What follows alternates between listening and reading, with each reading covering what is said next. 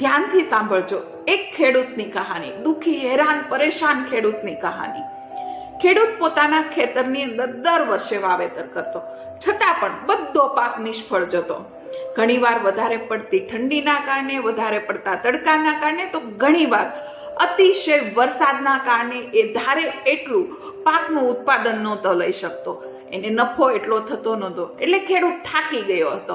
છતાં પણ એને વાવેતર કરવાનું બંધ ના કર્યું, કેમ કે એમને ખબર હતી કે આમાંથી જ મારા ઘરનું ભરણ પોષણ ચાલે છે, મારા ઘરનું ગુજરાન આમાંથી જ ચાલે છે. પણ સાથે સાથે એ દરરોજ ખેતરે જઈ અને ભગવાનને કોસા કરતો કે કેવો ભગવાન છે તું, તને જરા પણ દયા નથી આવતી.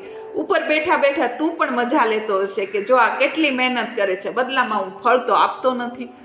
એક દિવસ ભગવાન પણ પરેશાન થઈ ગયા એની વાતો સાંભળીને. જ્યારે એ રાત્રે પાણી વાળીને સૂતો હતો ત્યારે ભગવાન આવ્યા અને ભગવાને કીધું કે બોલ, શું પ્રોબ્લેમ્સ છે તારે?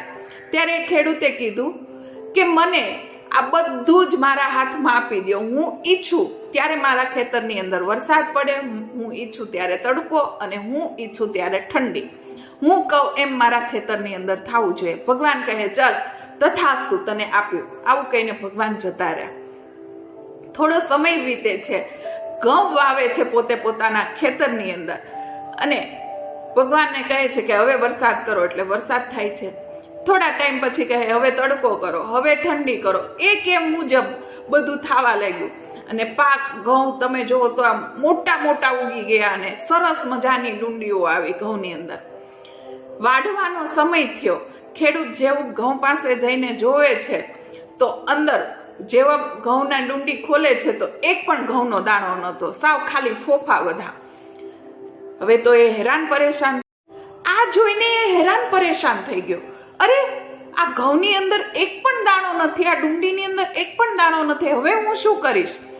માથે ઓઢીને રોવા લાગ્યો અને ભગવાનને પ્રાર્થના કરવા લાગ્યો કે હે ભગવાન, મારી પ્રાર્થના સાંભળી લ્યો, મારા ઘઉંની અંદર એક પણ દાણો નથી.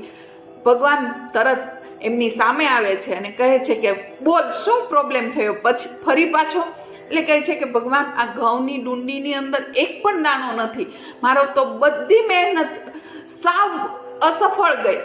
આ કરતા તો જ્યારે તમે વરસાદ કરતા, જ્યારે થોડોક તડકો આપતા, ઠંડી આપતા, છતાં પણ હું મારા ઘરનું ગુજરાન ચલાવી શકું એટલું તો કમસે કમ થતું, પણ આમાં તો એક જરા પણ દાણો નથી થયો.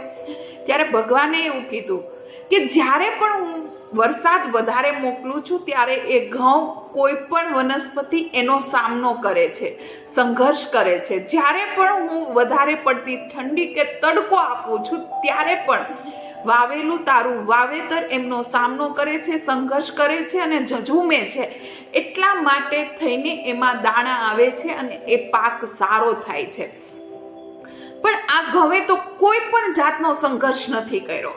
ન તો ઉગવા માટે સંઘર્ષ કર્યો છે, ન તો વરસાદ સામે લડ્યો છે, ન તો તડકા સામે, કે ન તો પછી ઠંડી સામે લડ્યા છે. એટલા માટે થઈને એમાં દાણો ક્યાંથી આવે? કોઈ પણ વસ્તુ મેળવવા માટે હંમેશા આપણે એટલું યાદ રાખજો કે સંઘર્ષ કરવો પડશે. ભગવાન જ્યારે પણ આપણને મુશ્કેલી આપે છે ત્યારે આપણે હાર માની લઈએ છીએ ને વિચારીએ છીએ કે કેવો છે ભગવાન, હર વખતે આપણને મુશ્કેલીમાં નાખે છે, હર વખતે ખરાબ પરિસ્થિતિમાંથી આપણે પસાર થવું પડે છે. પણ જેટલે આપણે મુશ્કેલી આવશે, જેટલી ખરાબ પરિસ્થિતિમાંથી પસાર થશું, એટલા જ આપણે ઘડાશું અને એટલા જ આપણું વ્યક્તિત્વ નિખરશે.